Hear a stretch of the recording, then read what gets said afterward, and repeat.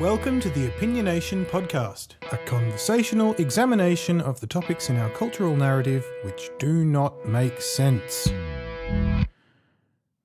All right, I think this is now episode 5. We're cruising along pretty well, really, aren't we? Yay. Yay, keeping up the momentum and whatnot. What's on your mind this week, buddy? Well, I have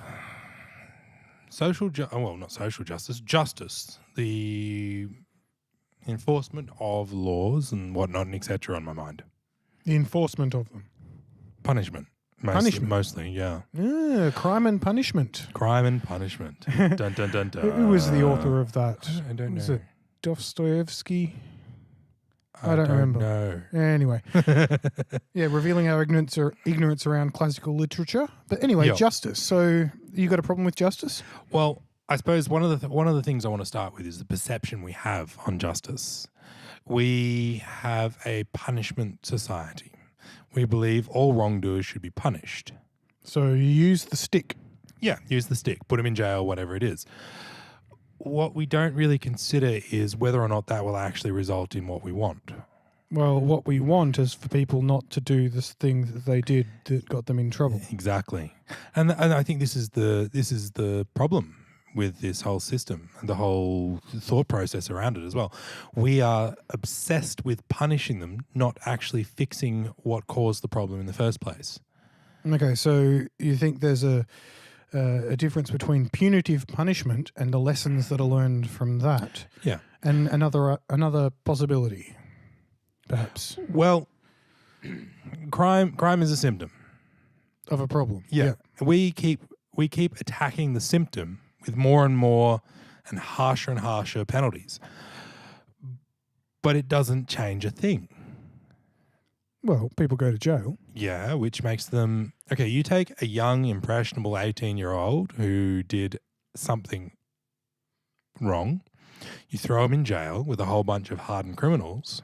You don't get a rehabilitated 19, 20, 30, 40-year-old out at the end. So someone who did something stupid, did something wrong, ends up being punished, and they end up in a scenario where they're surrounded by other people who have done stuff wrong. Okay, yep.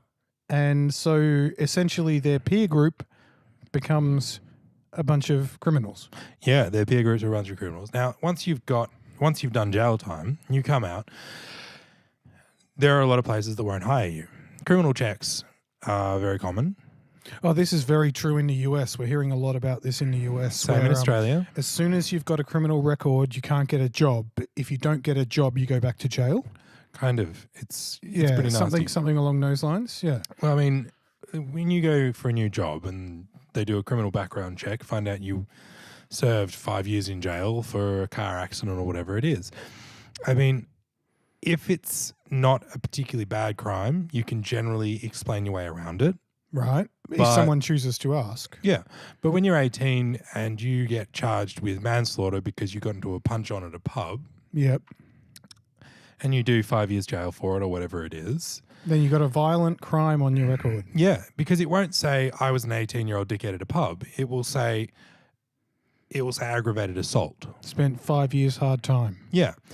Now, when you can't find a job because no one wants to hire you because you've got that charge on you, but you do know a bunch of people that have said they'll help you out. Right, the unofficial side of things. Yeah. So you go hang out with your mate from lockup, and he's like, "Oh, look, if you need some money, I've got a job." And away you go. Right, and so it you becomes go a self-reinforcing body crime cycle thing. Yeah, exactly. Yeah. I mean, when we look at one of the most punishment-heavy Western societies in the world, like we're talking the US again, they've got 50% of the world's prison population. I know they've got the highest prison population in the world per capita. Half of all people in prison are in the US. And what is there, 300 and change million people in the US? China's got, 1.3 billion people? Well, we're talking about the number more of than people. that? We're talking about the number of people in prison, but yeah. I thought it was per capita. No, not per capita. Okay. Half of all people incarcerated are in the US. Wow, that's amazing. I know the US has got the highest per capita prison population. Yeah, it would too. Which would make sense, wouldn't it? Yeah. And I wonder if there's... Look, everything we discuss always ends up coming back to economics. Yeah. I'm going to do it again. When you got private prisons who make a profit from incarcerating people, then surely there's a conflict of interests between how many people get arrested and put in jail and what laws are made and what the results are. Do you see what I mean? Well, I know in the US... People become a commodity. Yeah, you get... Yeah, I know in the US it's a really... Well, it's a financially beneficial way to... system is you round up a bunch of people and throw them in the drunk tank Friday evening. Yep. There will be no judge to see them until Monday morning. So they're going to spend the entire weekend in jail. So you get paid for Saturday and Sunday. Oh, right. Because even a basic police lockup has budgetary rules that are about how many people are stored in that lockup. So you try to fill it up for the weekend so you get a couple of extra days worth of cash. Right. That's just stupid. Yes. That is so stupid. It's just ridiculous. Now, I know it's very easy to see the punishment from, as an individual, when someone does wrong by you, it's natural for us to seek retribution.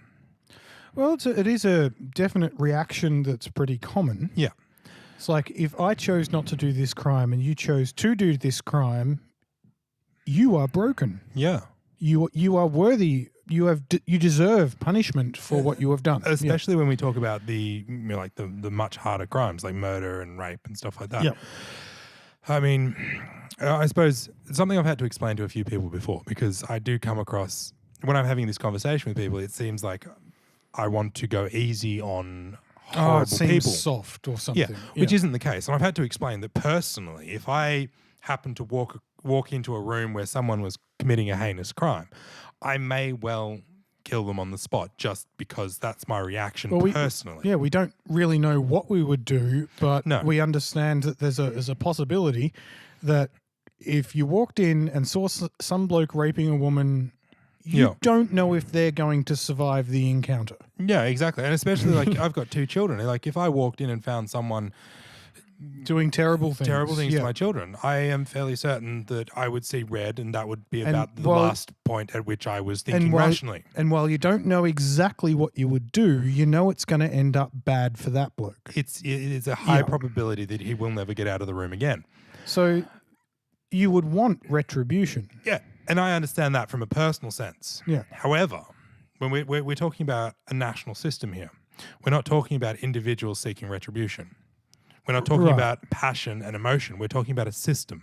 It's supposed to... A fallible system. The justice system is supposed to remove the passion and emotion from a lot of this, because it's about the law, which is a very rational and cognitively clearly defined sort of... Because you can run into a whole bunch of hearsay situations where if you don't actually walk in at the time of the incident and you just hear someone say something to someone, the wrong end of the stick can be grabbed very easily. Okay, you need to clarify that one. You can hear a conversation about, let's say, a rapist. Okay. Someone rapes someone. Yep. And you get all up in arms and you go around and beat the crap out of the wrong person. Or it turns out that it didn't happen as it was described. Yeah, or they were talking shit. Or, there's a story like this that's similar to me, which is maybe it'll shed some light. I was on a train heading to visit a relative, and I was overhearing this conversation between two people who were wearing...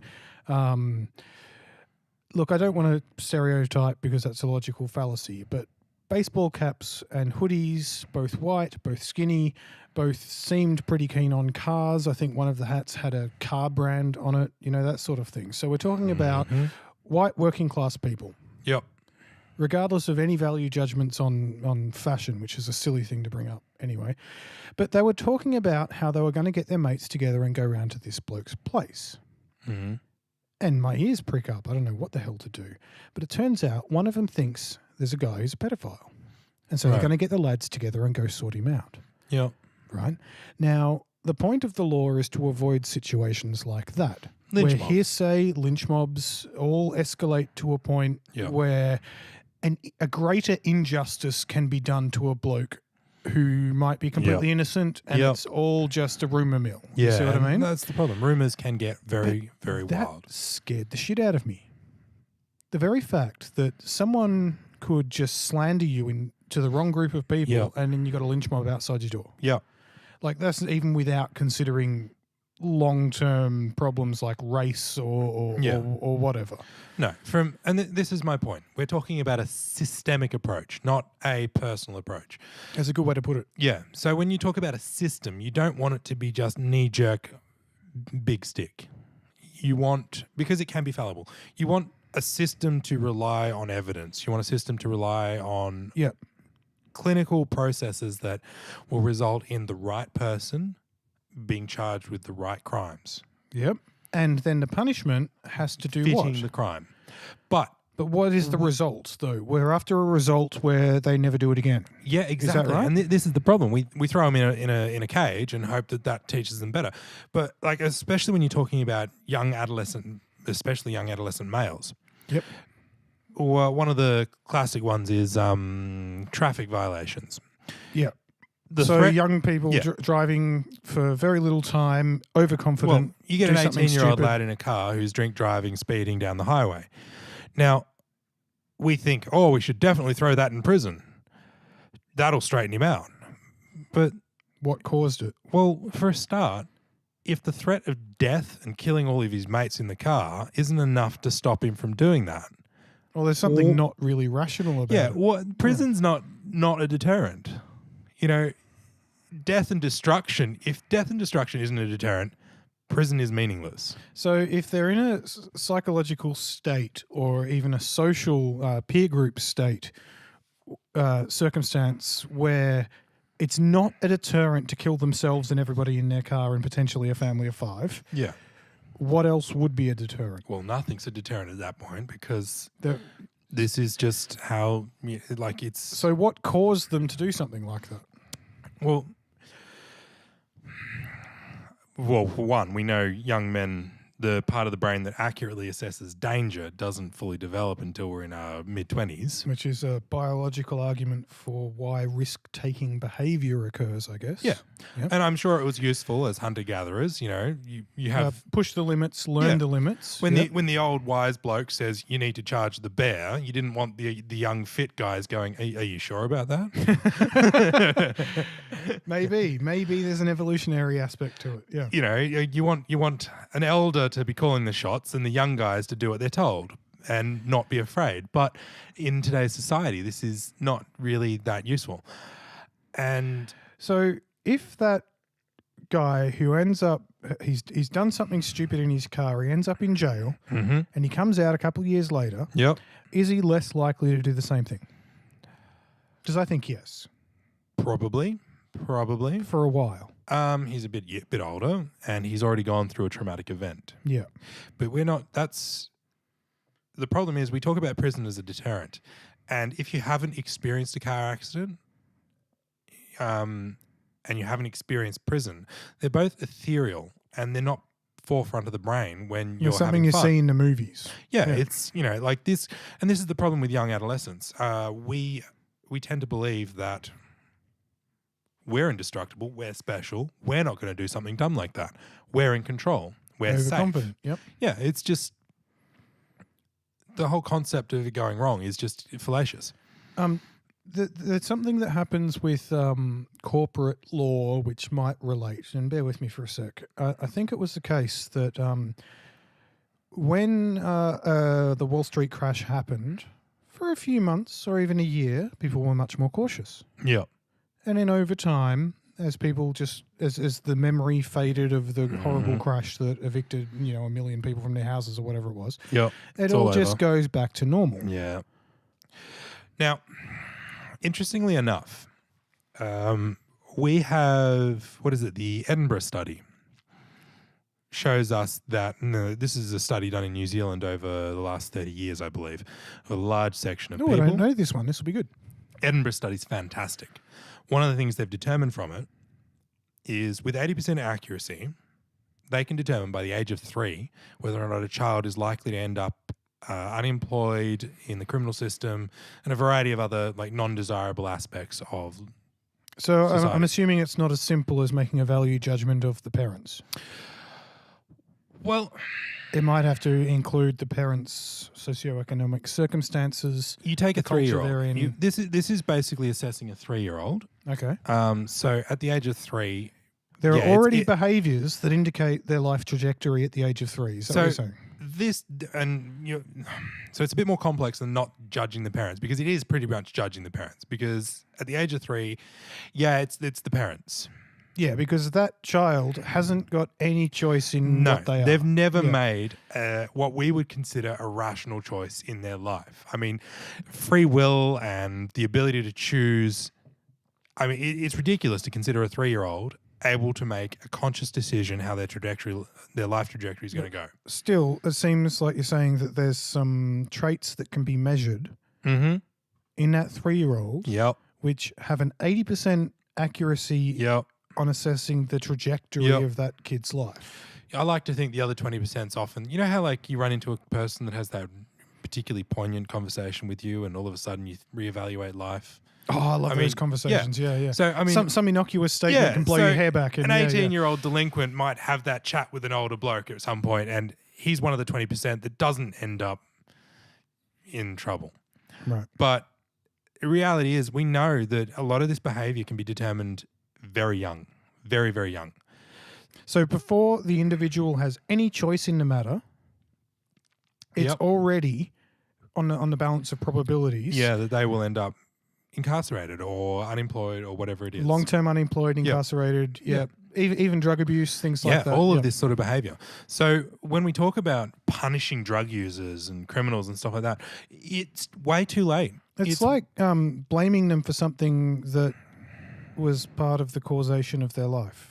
It's basically, and stats will show this, it's pretty much punishing them for being low socioeconomic. Yeah, or punishing them for being something they never had a choice in. Yeah, exactly. They were born to a family that would increase their probability of going to prison. Okay, so then if we're speaking about justice, it would make sense to change the circumstances which produce people with particular traits that make it very likely that they're going to end up on the wrong side of the law. Well, something I was reading recently with regards to drug use in children and youths, adolescents. I think it was Norway. They've implemented some very fascinating policies. They do a deep study of the factors around the children, basically. You know, what causes what behavior.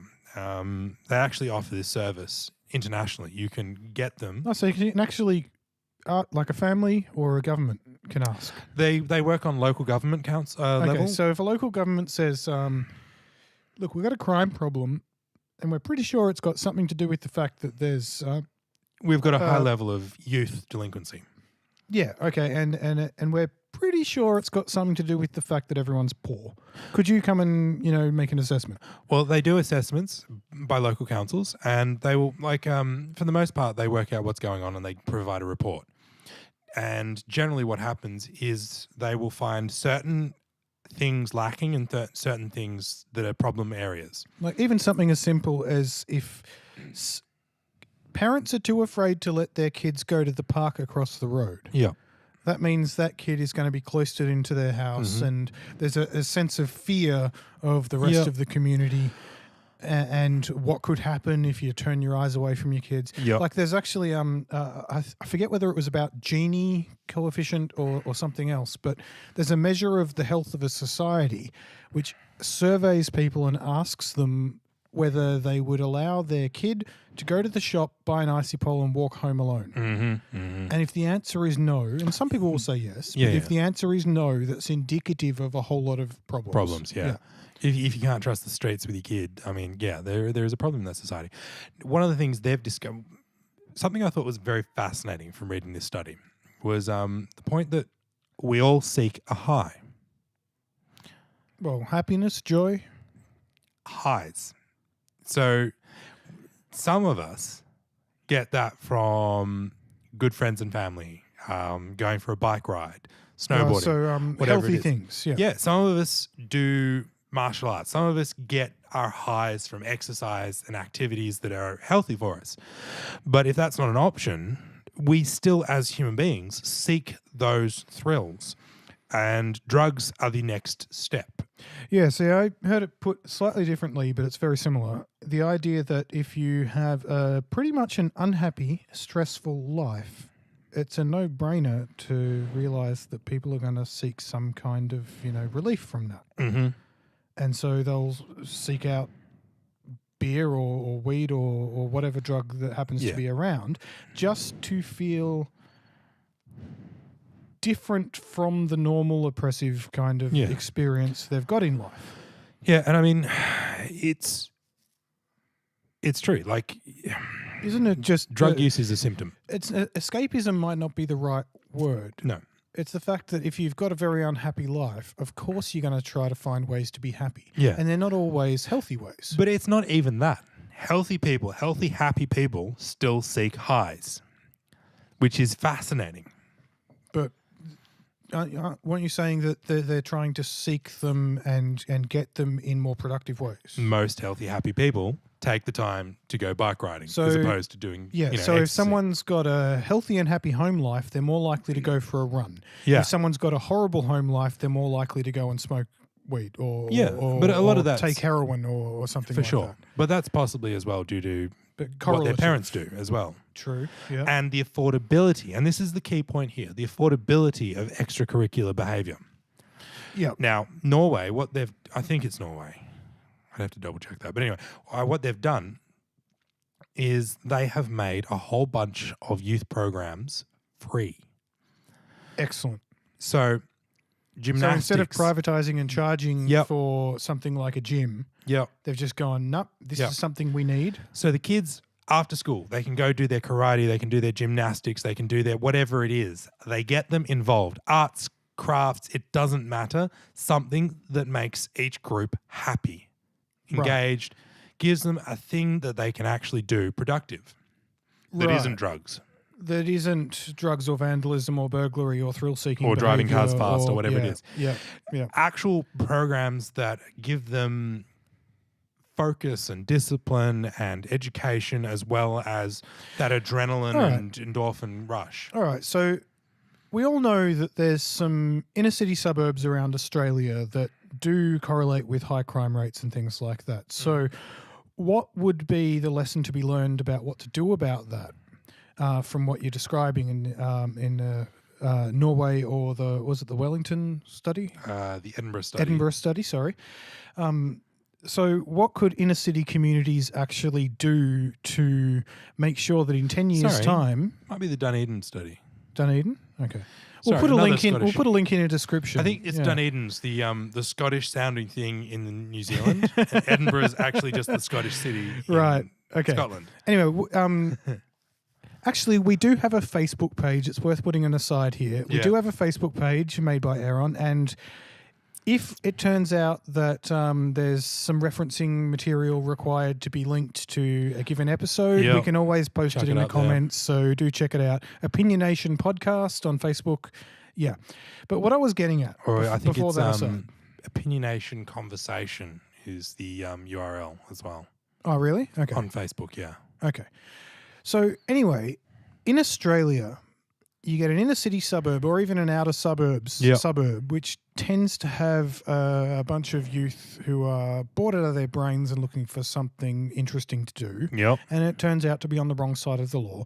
What are the best things that such a community could do for the future prosperity of their community? I mean, one of the things that this program has discovered is the study is required. They did a study in, I think it was Italy at one point, which actually found out that the gyms were a serious problem, not a solution. But this is probably due to the fact that there was a lot of young ex-servicemen with steroids and drugs running gyms.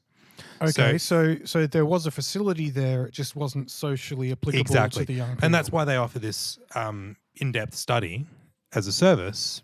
And they have a 2-month turnaround so as you can get around to it quickly as opposed to later. And various things have various effects. But generally speaking, we're looking for things to engage the kids. But the other thing worth noting is They also have a curfew. No child's allowed out after 10 or 11 o'clock at night. Okay. They, As a young man, I would have been breaking that left and right, Yeah. seriously, just because it was there. but the other thing is, they also, as a part of it, they encourage. Well, they basically tell all parents that you want your kids to stay off drugs, spend time with your kids. So the weekend, the parents are on trips with their kids, or whatever. It put an emphasis on the fact that, yes.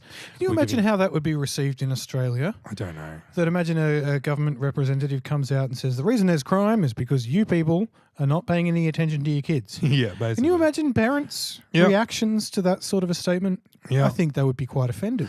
Well, unless your kid's not a criminal. If your kid's not a criminal, you'd sit there and go, ha Oh, it's someone else's problem. yeah. I feel better than... I must be superior to those people. But of course, when we've got a society that requires 2 working parents and daycare for the raising of your children. And by the time the weekend comes, all either parent wants to do Yeah. is sit on their ass and Or have a whatever it beer. is, And yeah. I mean, but this is the problem. We're not raising people correctly. Well, there's another problem is back to that Monopoly board example that Yep. we've used. They've got no hope. Yeah, there isn't hope for the future when everything's already owned and bought Yep. and fenced. Yep. But What what is the goal of a happy life? yeah. Like if a young person comes through and goes, well, I can accumulate wealth, but that's really difficult because there's all these hurdles in the way. I could become a sports person, but again, that culture has become Yeah. highly financialized and there's all sorts of controversies about substance abuse Yep. or even misogyny endemic to the Yep. sort of culture that's in elite sports. And they look around going, what can I do? I can do arts. Everyone thinks I'm a laughingstock. I can work in a cafe and that's just perpetually being in service, Yeah. right? Cafe is the I holding. can go to the holding university and then even if I get my degree, there's no guarantee I'm going to get a job that's worth my while. pattern. Yeah. And what is the point in the end? Do I want to own a house? I feel like I'm being exploited. And the Right. other thing is, So what is real the hope jobs, of the like next generation? Yeah, basic jobs are kind of looked down on now. And basic jobs, I mean, Well, do you think that's because we emphasize this financial success? well, it's also because you can't afford a house on a real job.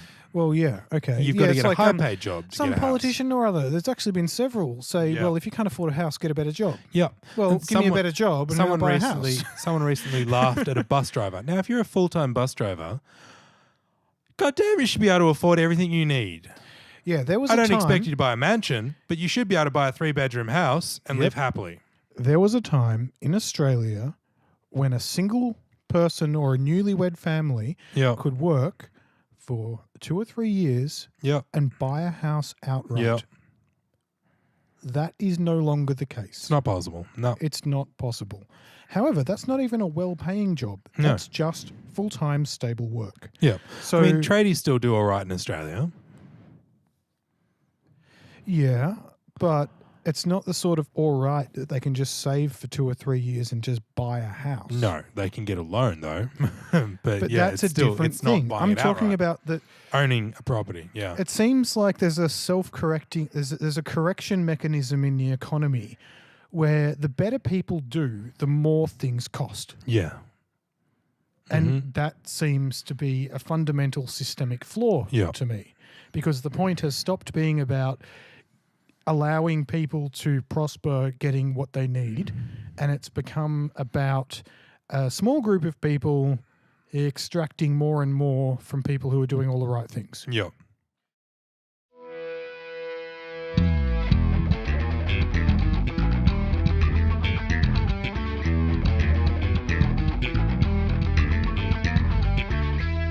Hey, thanks for listening.